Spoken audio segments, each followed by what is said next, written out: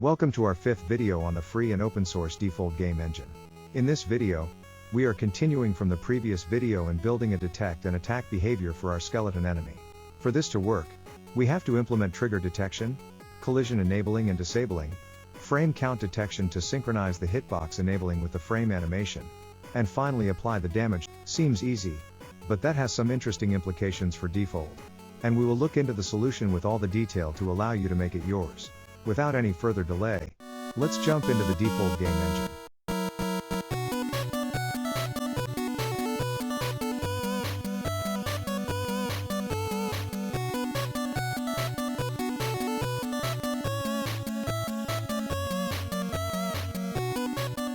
Before starting to implement new functionalities, let's first actually solve one issue that we have detected from the previous episode.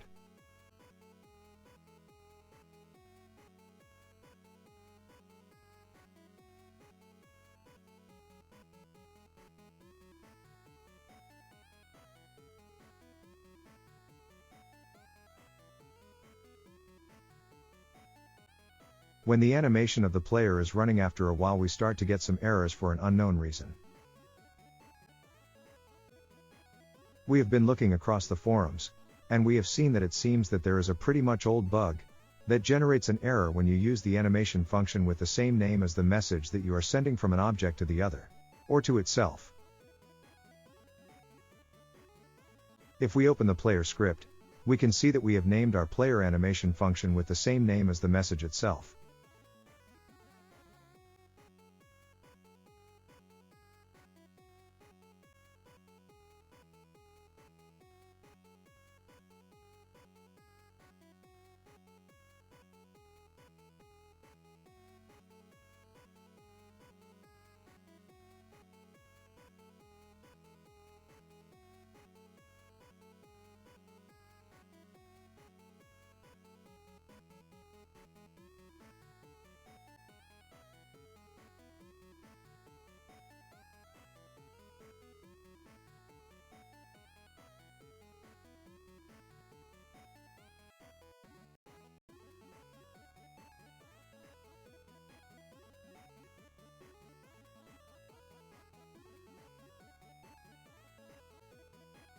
We have also another mistake, which that is from time to time, we are receiving an empty animation that generates an error able to stop the game. To solve this, we need to add an and condition to make sure that the animation we are receiving to be processed is not a nil animation. Okay. Now that we have solved the bug, let's add the new features. Let's increase our map and let's make it somewhat more interesting and less dull.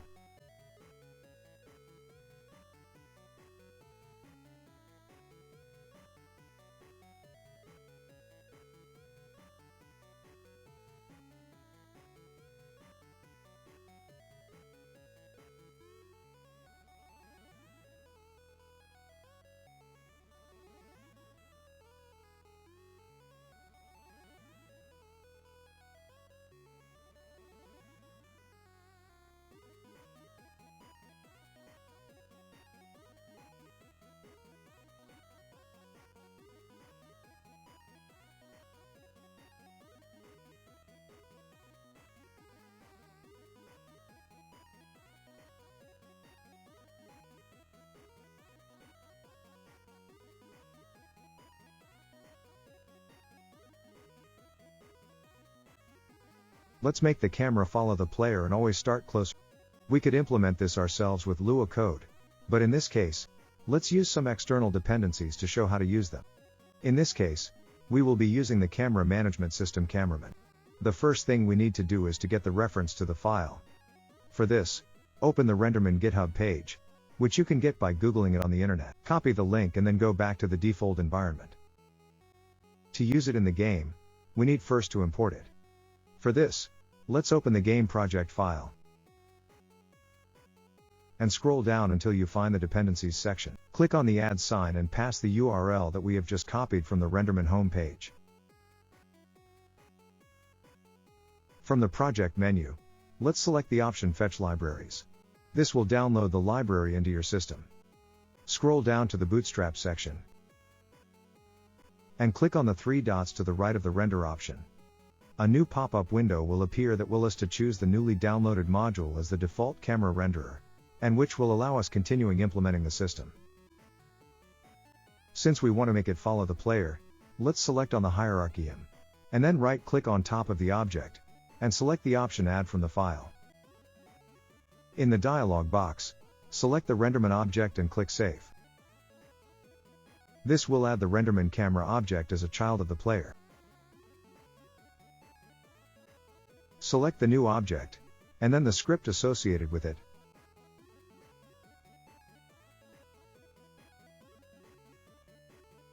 Go down the options and in the view area type 320 by 240. In the orthoscale, let's choose the value 2.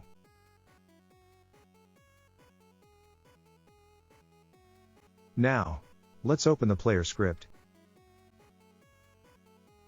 And at the top of the file, let's import the library, loading it from the file through the require command and the name of the renderman. It should already work, but let's go to the ready function, and let's invoke the follow method with the ID of the player game object, as to make sure the camera will follow the player.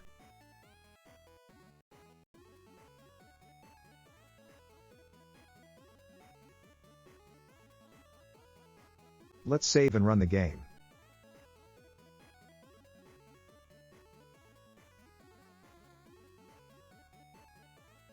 And we can see that the camera is now following our player. Let's now implement a finite machine state with Defold to control better the player and later on the enemy.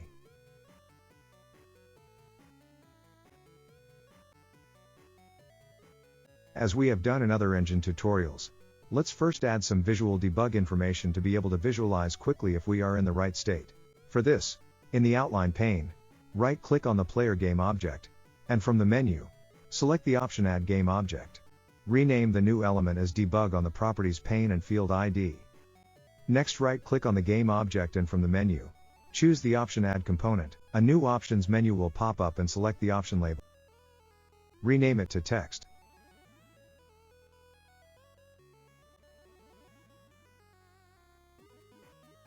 In the scene view, select the option to move the objects, and place the text over the head of the player.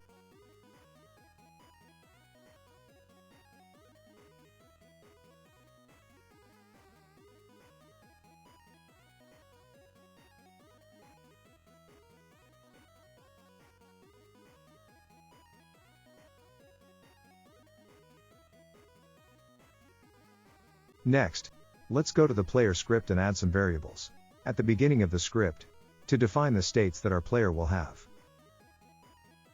We will start by defining the idle state with its hash function to recognize the idle state.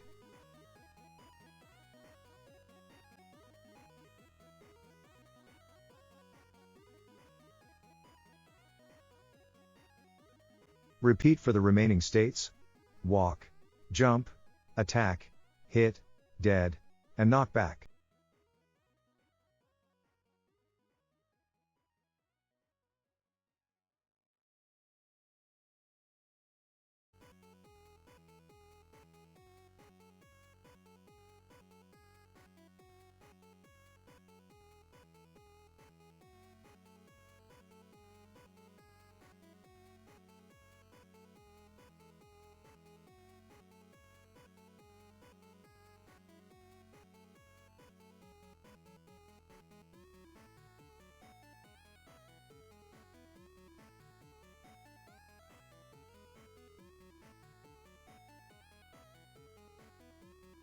Let's also define the variables that will hold the current and the previous states.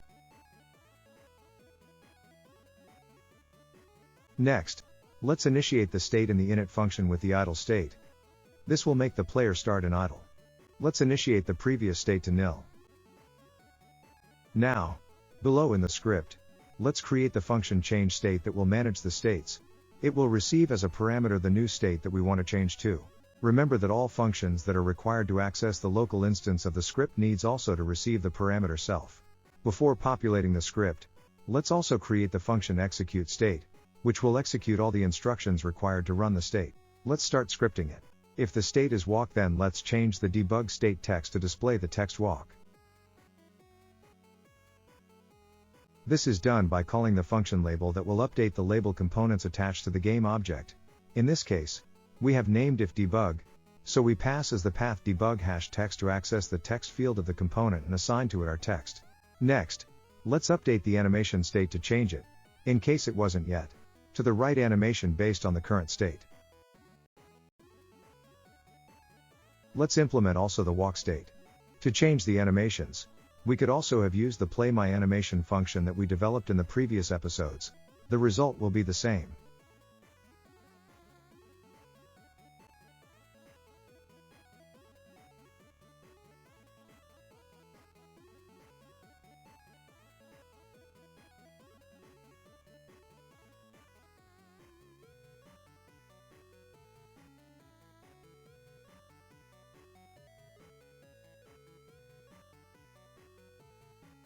Let's add to the end the function call to the change state to evaluate if a change is required after having executed the state's instructions.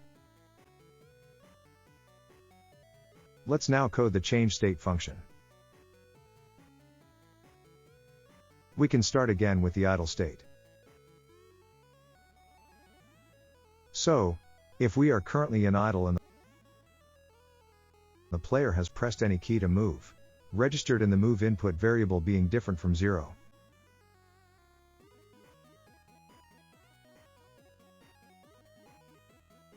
Then we will change the state to walk and will save the idle state into the variable previous state.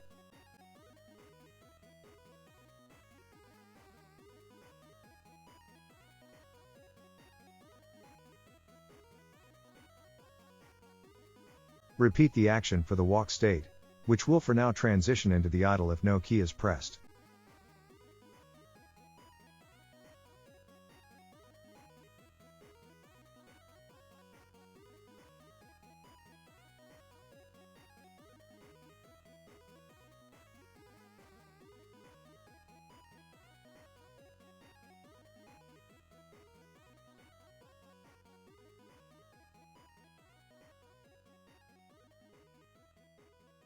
Now, let's go down to the update function, and let's add the execute state function to guarantee that the state gets executed. Before testing it, let's also implement the attack state, since we don't have yet a button for the attack mechanic. Let's add a new binding that will trigger the attack. For this, in the left pane project hierarchy, let's select the folder input. Then, click on the option game input binding. A new window opens in the center pane, that will allow us to modify the binding options. Click on the add sign, and you will see that a new line is added associated with the space button. Let's click on it, and from the menu select the key that best suits your design. In our case, we will choose the X key.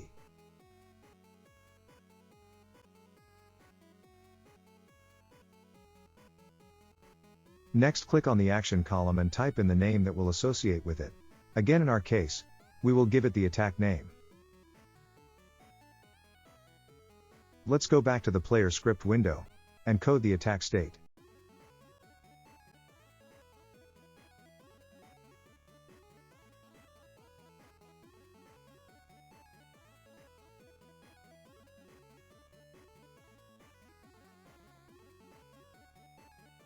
Let's also define a variable to define if we are attacking or not.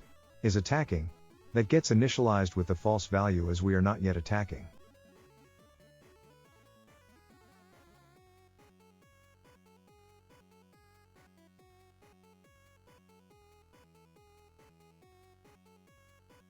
In the script, let's check for the function that recognizes the input actions on input, and let's add the code to process the attack button. For that, at the end of the if statement, add a new else if and check if the action ID received as a parameter is equal to the input attack that we just defined.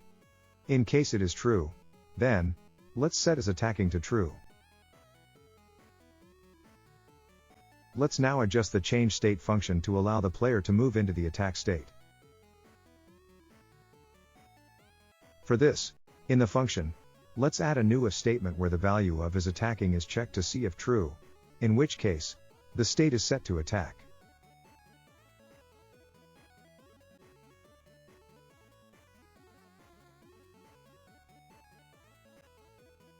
Once done, time to add the state itself to the execute state function. So, at the end of the function, let's check if the state is equal to attack.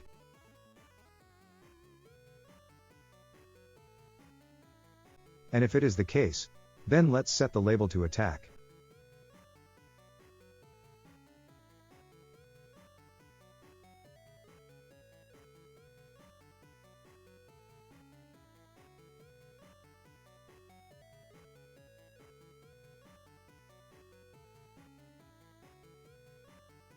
And let's call an attack function that we have yet to define.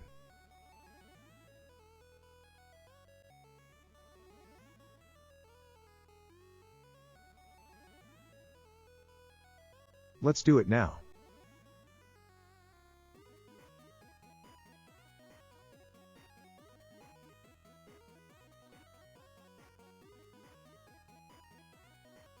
The first thing that we will have to do is to play the attack animation by calling the playMyAnimation function and passing to it the animAttack parameter. Let's test what we have done up to now. Okay, we can see if we change between walking or not, the debug text over the head of the player is changing correctly, but if we try to attack, nothing is happening, or at least the information displayed on the screen is not being updated. Let's try to understand what is happening. Let's check quickly what is going on. We have a couple of mistakes.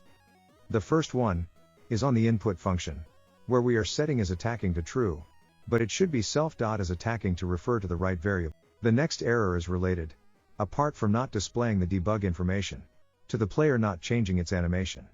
This means that there is something wrong with the animation. By looking around, the problem is under the definition of the hash value for the animation attack, where we have forgotten about the t's. Let's run the game again. Okay, most of the things are working, but we still have a couple of errors. The first one, the animation is not resetting, and after the first animation seems to freeze. This is because we are not able to detect when the attack is finished and reset to a normal state. To change the state, we can use the end of the attack animation to identify that the player is no longer attacking.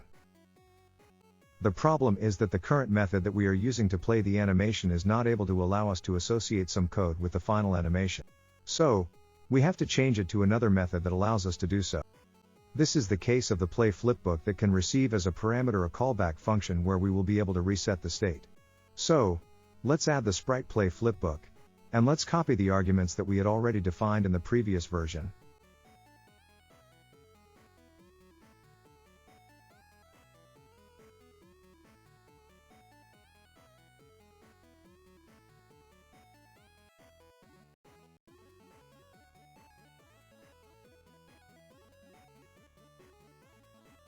Let's change the last parameter, and add the callback to a new function end of animation.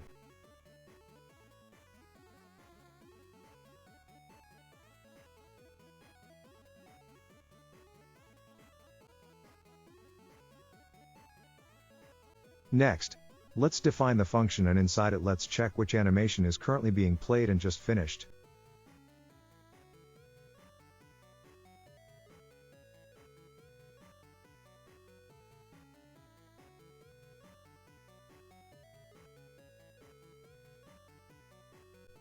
If attack, then let's set as attack to false, as the attack animation has finished.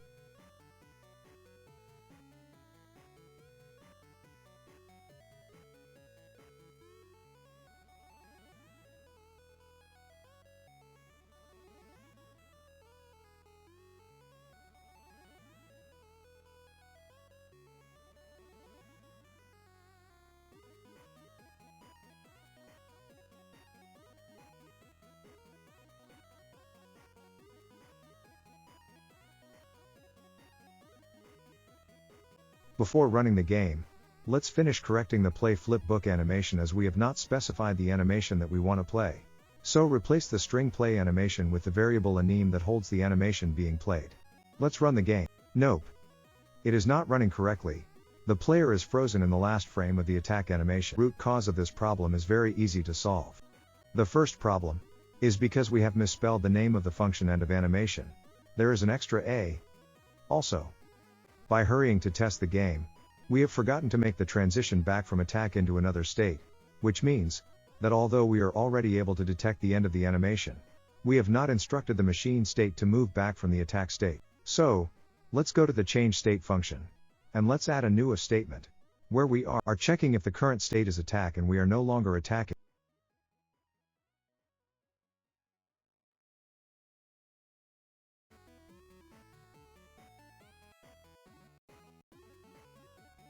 Then switch the state back to.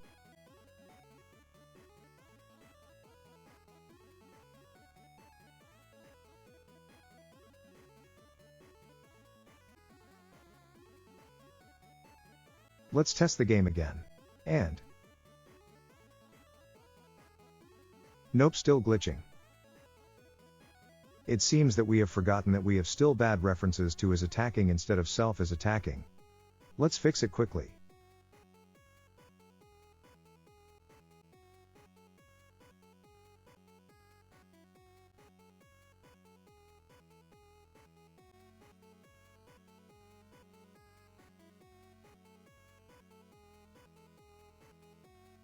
Let's check again the game.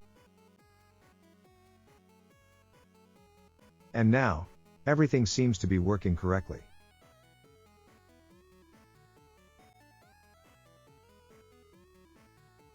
Okay. Time to implement the damage to the enemy.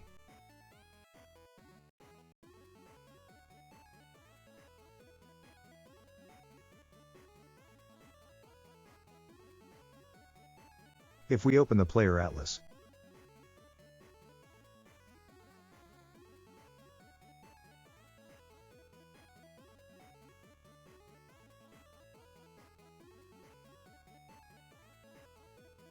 we can see there is a specific frame where the sword is moving very quickly, but that it would hurt the enemy around the second frame of the animation. So, this means that, as for the enemy, we will have to check what is the current frame of the animation being a player, as to verify if it would be when the hitbox would be made active. We have already created this function for the enemy, so let's copy it and bring it into the player script. Let's remove the references to the enemy, and replace them with references to the player.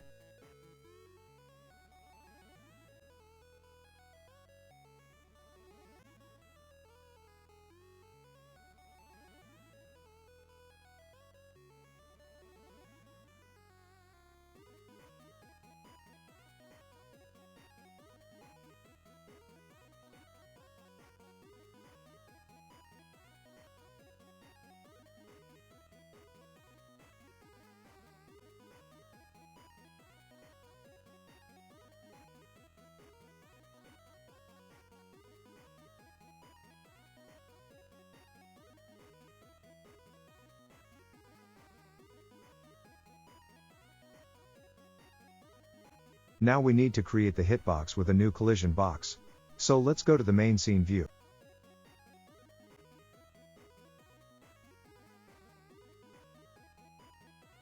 Right-click on the new game object, and from the menu select the option Add Component and then Collision Object.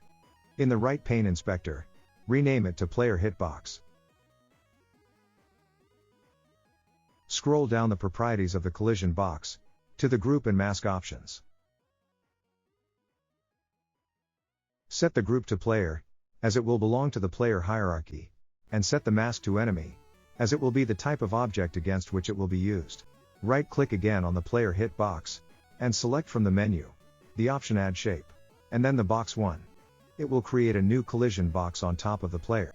Drag it to be more or less in front of the player, where more or less the sword will be when the attack animation is on the hit frame. Resize it also to suit your needs. Now that we have the hitbox, let's go to the check frame function, and change the names from the enemy hitbox to the new ones that we have just created. In the attack function, let's add the new check frame function that will enable the hitbox when the animation will be playing the hit frame, which in our case for our animation was frame.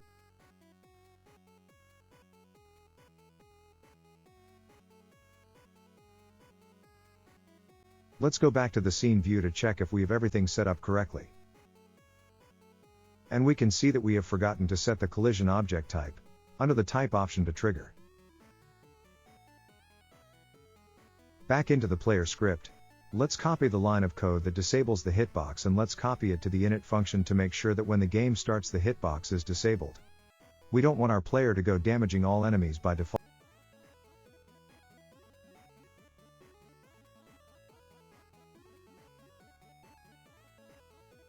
Also, let's define the hash value for the trigger signal that the hitbox will send when detecting an enemy within its boundary. So, let's create a new local variable named message trigger response and set its value to the hash function of trigger response. Let's also define the hash for the enemy collision.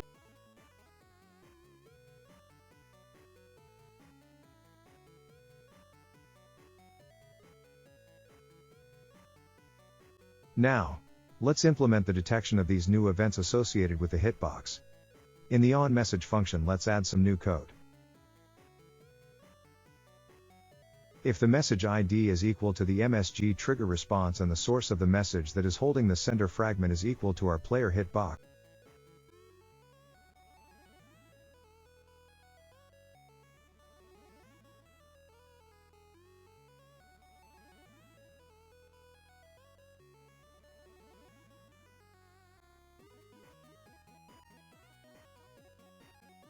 then let's check if the event is being generated by something entering the trigger. This is done by using the option message enter. Then we check if the event was sent from an object belonging to the enemy group and not by the player itself.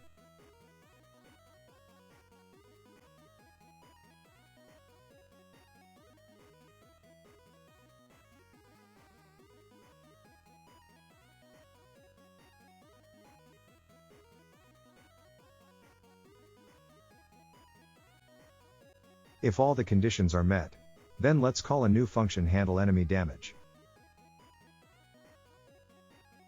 As parameters, let's pass the message normal and message distance, in case we need it inside the function to better refine the damage.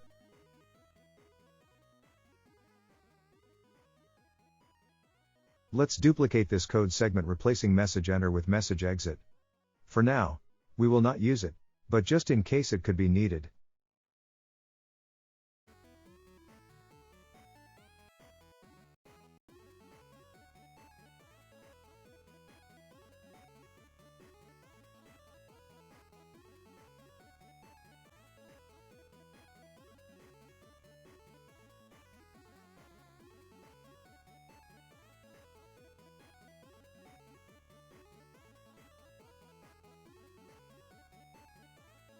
Let's fix the typo of the else if statement that doesn't have a space in the middle.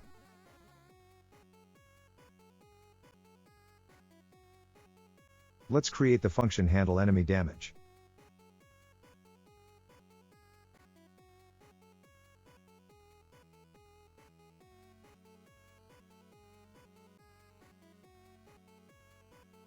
The first thing to be done is to send a message to the enemy skeleton script with the parameter simple damage.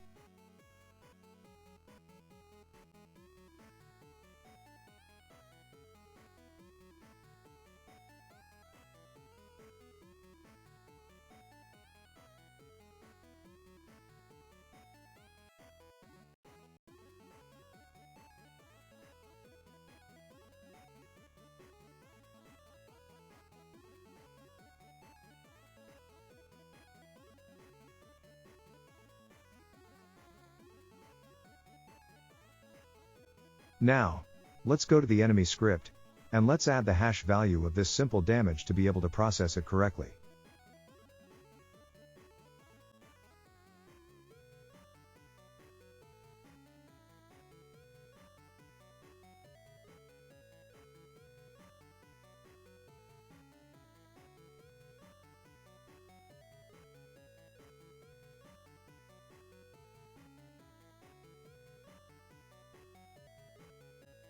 Then, in the onMessage function, let's add it too, as when receiving this type of message, call the corresponding damage function.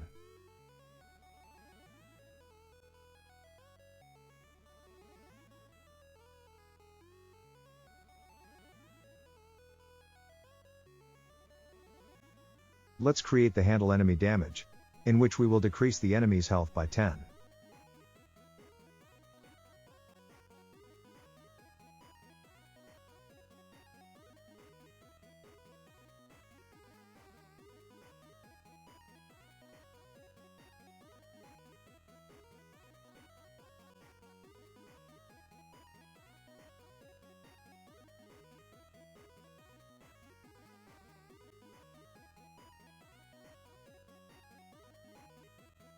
Since we didn't have a life yet, let's create this enemy health and let's initiate it to 50, which will be enough for an.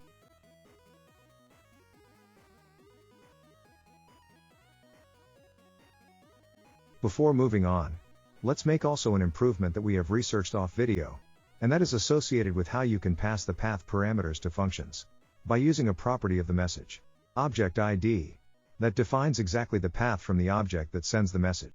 So, in the function handle enemy damage, let's replace the normal and distance parameters, object ID. Then, on the onMessage function when invoking the function, let's replace the same variables with message other underscore ID.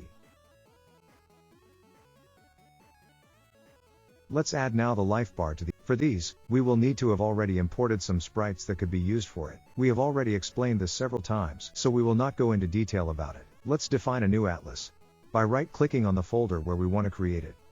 In our case, in the folder named Game UI. From the menu, select the option New and then Atlas. A new window will pop up asking for the name of the atlas and the location where to save it.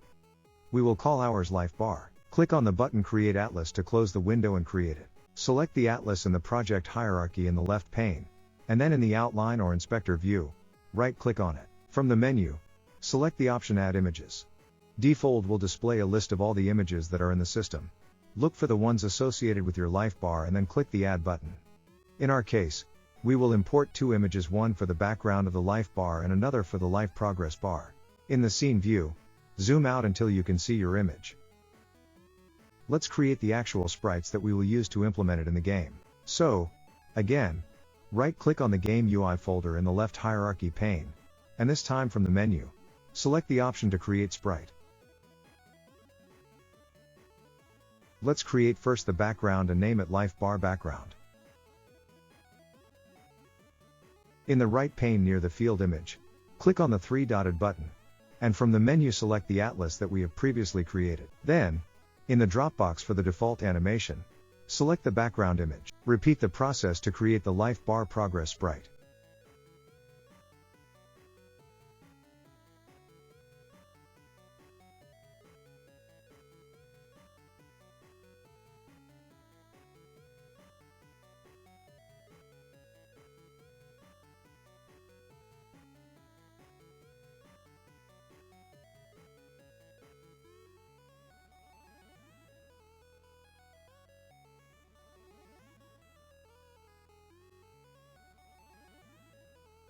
We can now close the windows associated with the two new sprites, and let's open the enemy skeleton collection. Select the enemy skeleton game object parent to all the components that we have been adding, and right-click on it. From the menu select the option Add Game Object. Rename it to Lifebar.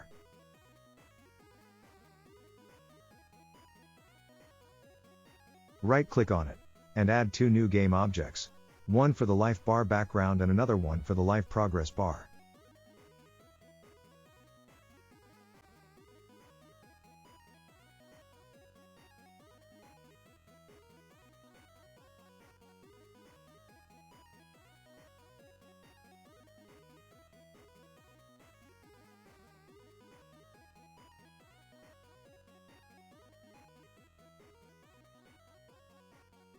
Right-click on the game object for the Lifebar background, and from the menu, choose the option Add Component File. From the window, select the sprite that we have created for the background.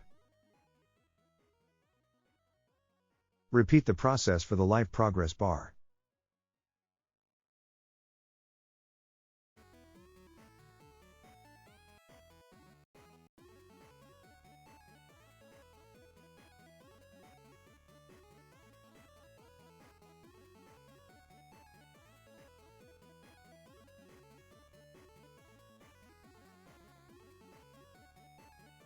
Adjust the Z property of the new sprites to see the progress bar on top of the background.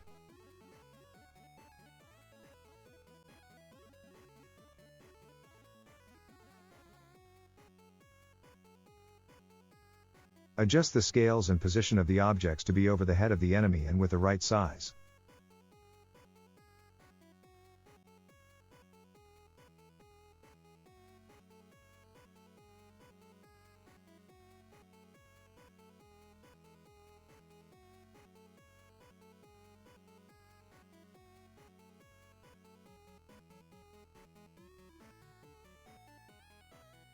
Be especially careful with where you place the sprites in relation to their parent game objects, as to guarantee that when you start rescaling them, the result will be from right to left.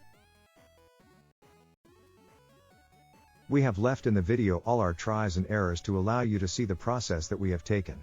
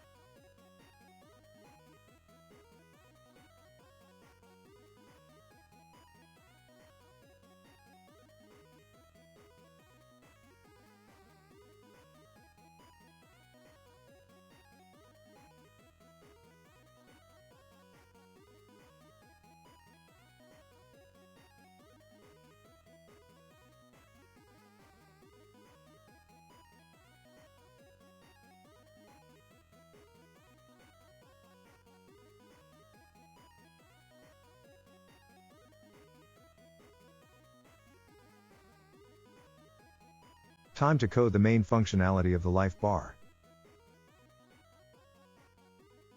For this, let's create a new script, but right-clicking on the Game UI folder, and then from the New option, select Script.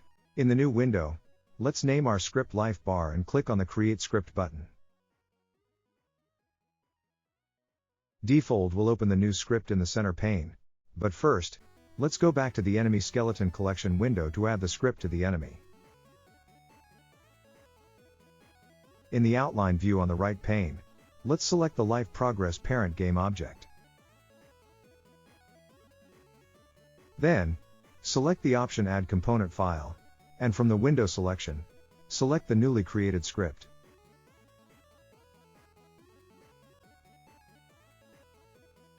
Now, let's go to the enemy skeleton script, and in the function handle enemy damage, after the instruction where the life for the enemy is decreased, let's add the code to change the life bar.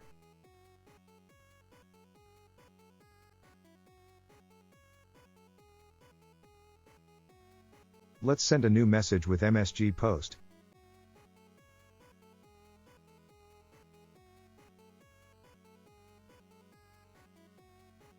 In the receiver field, let's copy the URL field of the Lifebar script that we have just created and that we can get from the enemy skeleton collection window.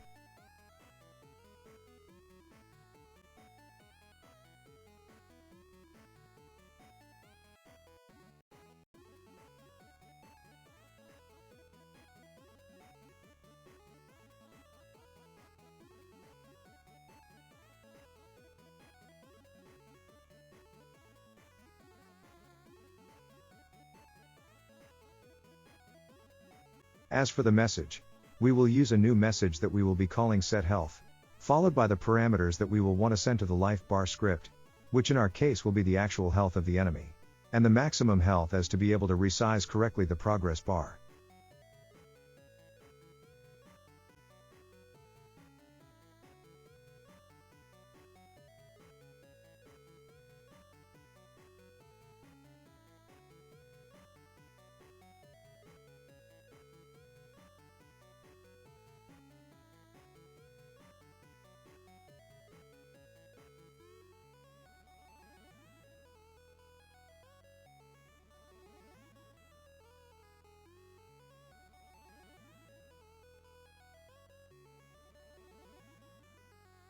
Before coding the actual Lifebar script, let's also implement the basic function to check if the enemy has enough health to suffer damage, or in case not, destroy it to make it die.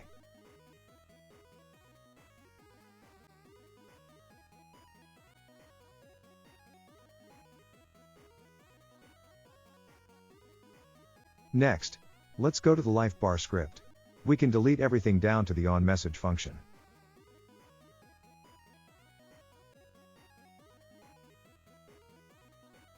The first thing that we will have to do so is to check if the message it is equal to setHealth, which you have also to define the local hash parameter with the same name.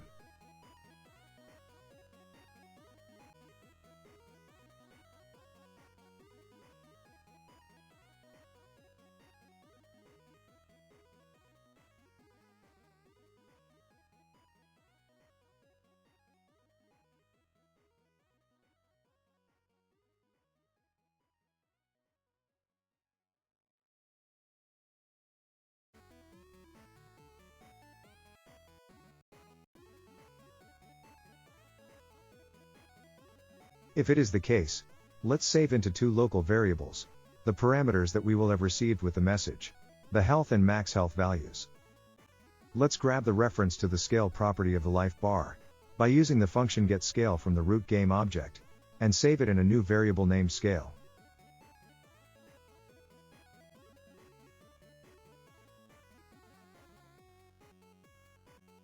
With those values, let's calculate and save in the scale x variable what would be the new scale associated with the progress bar, by dividing the health value by the max health value. To avoid an absolute zero that would make the object disappear, let's add a very low residual value. In our case 0.001. Then let's copy the new scale back to the object by using the goSetScale method. Let's run the game, and it is not working. What could be happening? Okay. We have a typo when we are sending the message setHealth. We have put the health with 2L. Let's run the game again and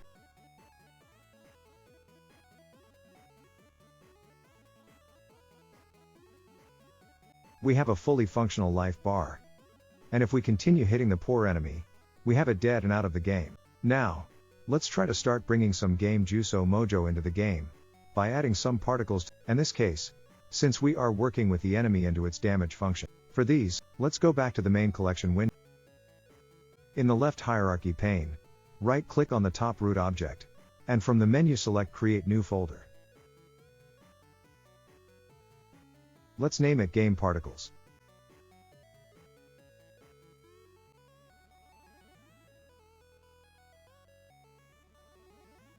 Right-click on the new folder, and select the option to create new particles. Let's name it Hit Particles FX.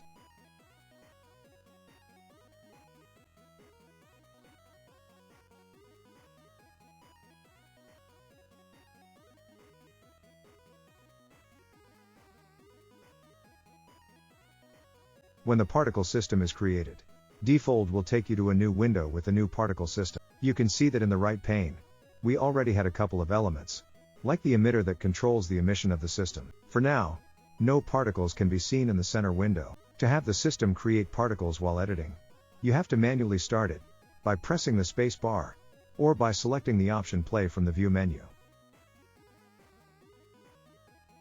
Now, we can see our particles being emitted. Let's start to modify the parameters to customize it to be used as a hit effect. The first thing we will do is reduce the particle's duration, by going down in the emitter properties to the duration field. Let's try to reduce it to 0.5. Then, in the max particles count field, let's increase it from 125 to 250, as we want a burst of particles when the character is impacted. Change the emitter type from a 2D cone to a circle as we want the particle to be emitted in all directions. You can see that as soon as we change it, the scene view reflects in real time the new configuration of the particle system. Let's continue scrolling down the emitter options, to the spawn rate, and change it from 50 to 100, as to try to get that explosion effect. Further down, we are going to change the initial size to 2, as we want the particles to be smaller.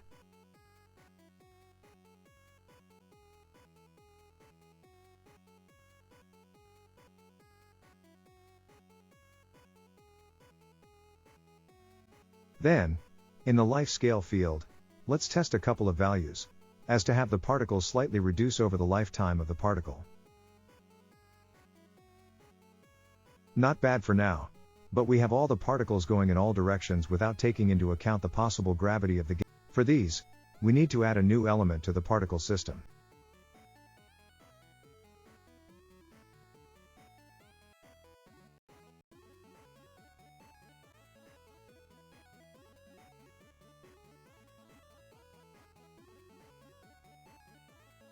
Right-click on the emitter, and then from the menu, select the option Add Modifier. From the list, select the option Acceleration and click on the button Add. We can see that in the scene view, some blue arrows pointing down have been added to the particles UI and that the particles are now starting to move down after the initial release. In the acceleration options, under the field magnitude, increase the value from -100 to -150. Next, go back to the emitter options. Click the option Stretch with Velocity.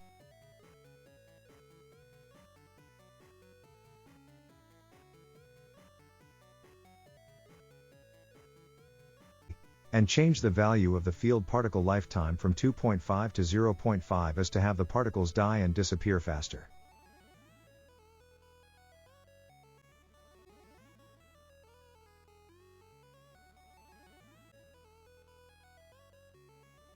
It is starting to look better.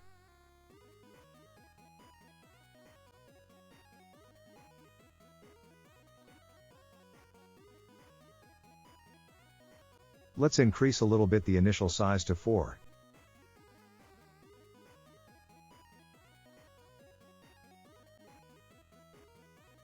And a final adjustment of the particle lifetime to 0.3. Great. Let's create now the object that we will be using to instance the particle effect into the game. Right-click on the Game Particles folder. Select the option Add New Object and name it Hit Particles Prefab.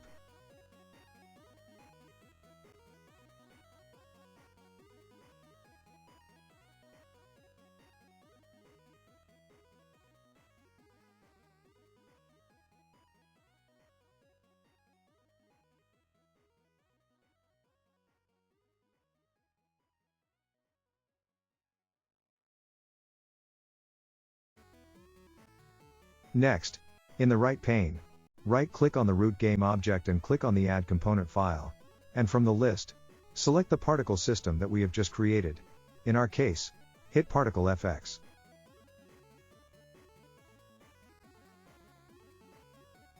Let's go back to the enemy skeleton collection. In the right pane, right-click on the enemy skeleton parent of all our elements, and then click on the option Add New Component. From the new list of options, choose the factory option. In Defold, a factory is what allows us to instance other game objects. In the prototype field, click on the 3-dotted button, and select the Hit Particle Prefab game object that we created earlier.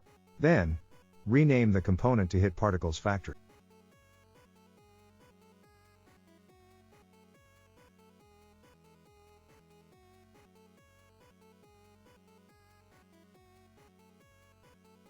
Click on the checkbox Load Dynamically to have Defold preloading the objects at runtime. Next, right-click on the Game Particles folder, and select the option to create a new script. Name it Hit Particle. Defold will then open the script for its addition. Let's start by caching a new hash ID for the message create hit fx and storing the value in a variable named create particles.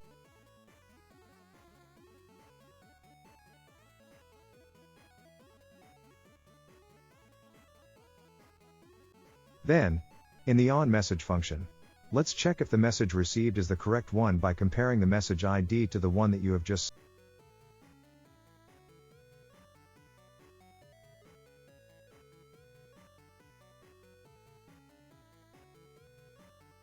If it is the case, then we will instance a new particle effect by calling the factory method to the factory object we just created in the enemy skeleton, and store the value in a variable named hit.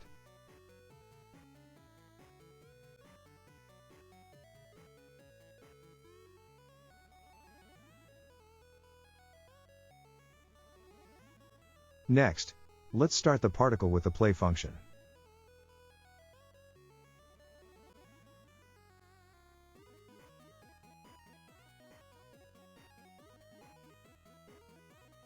Let's go back to the enemy skeleton collection and add the script to the enemy skeleton parent game object.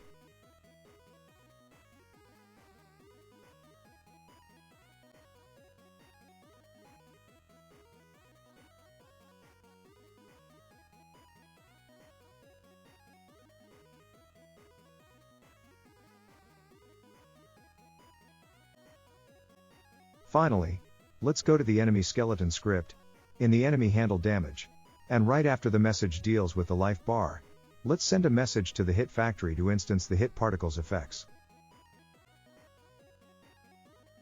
This will be done by sending a message to the object hit particles and the message create particle FX that we have coded earlier on.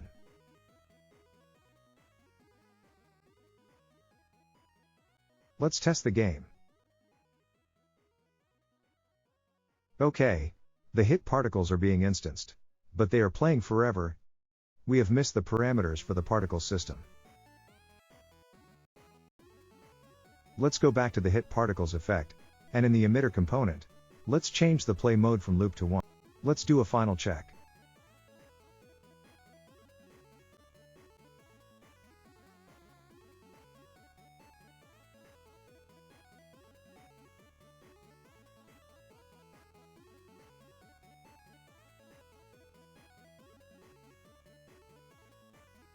And the player is correctly damaging the enemy until it dies and disappears from the game. We hope that you have liked this video. If it has been the case, consider subscribing, giving a like, and clicking on the notification button.